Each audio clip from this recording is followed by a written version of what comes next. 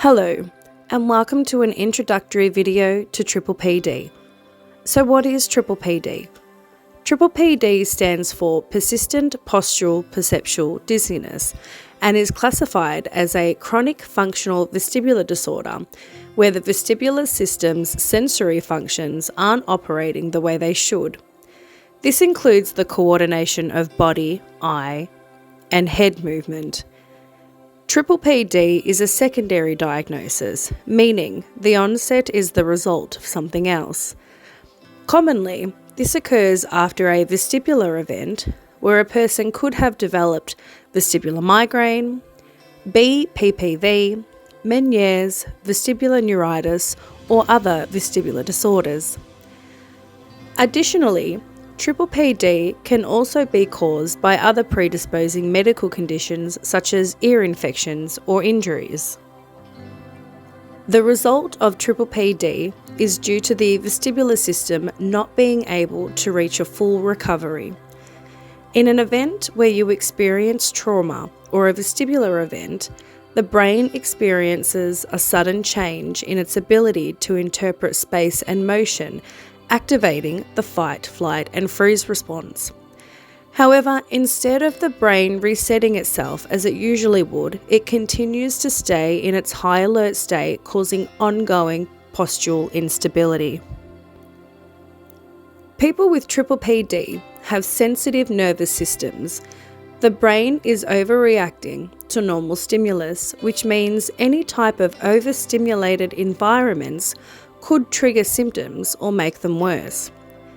Things like the bright lights you might find in the supermarket or shopping centres, busy or loud environments, motions from the external world, transportation or head movements, both open and closed spaces, even certain types of patterns, buildings and structures, because the busyness and complexities of the slopes, vertical and diagonal lines make it difficult to be in. And additionally, things like the common cold or viruses, fluctuating hormones, stress, dim lighting and too much time in front of screens can cause an elevation in symptoms. The condition is chronic, meaning it lasts more than a year for majority of people, where normal daily activities such as showering, household chores, looking after children, working, and even driving can be limited. It's an invisible illness, meaning people may look okay on the outside, but underneath the surface, there are a lot of feelings and scary sensations going on that they have no control over.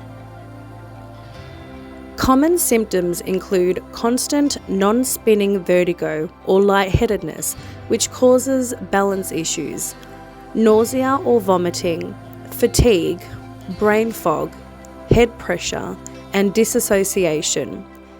And generally, these symptoms can feel so scary when you're experiencing them that people often start to develop anxiety, panic attacks, health anxiety, depression, social withdrawal, even developing a fear of leaving the house or being on their own. But these conditions generally occur as a result of their experiences because they feel so unsafe inside their own body. So not only are people with PPPD challenged with their vestibular disorder symptoms, but they are also battling a barrage of other anxiety-related symptoms, which only add weight to their vestibular symptoms, creating a fear symptom cycle that can be extremely difficult to get out of. The condition can be so debilitating that it's common for people to spend a lot of time in their bed because it's one of the only things that give them relief from their symptoms. Their bed or their homes become their safe space because the outside world just doesn't feel safe anymore. Constantly challenged with sensory overload, they just don't know how to make the dizziness and scary sensations go away. People with PPPD commonly describe the feeling of existing in a different reality to everyone else, because the world just looks and feels so different. The experience is a very lonely and painful one, and it challenges every part of you emotionally, mentally, and physically. While this condition can be challenging, there is hope for recovery.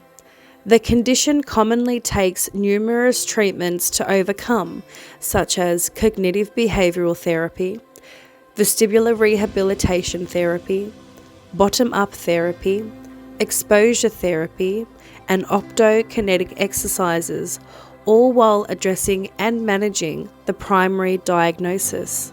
Some people find certain medications such as SSRIs or SNRIs to help manage the anxieties surrounding their symptoms.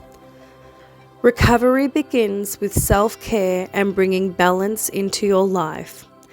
Things like eliminating stress, meditation, somatic tracking, breathing exercises, physical exercise, improving sleep routine, and addressing any unmet needs or trauma will all contribute to recovery. The idea is to activate the rest and digest response, particularly when symptoms are heightened, so the brain comes down from its high alert state. As hard as it might be, the first step in the recovery journey begins with accepting symptoms rather than fearing them and allowing all of those scary sensations to coexist within you. One of the key factors in recovery is moving.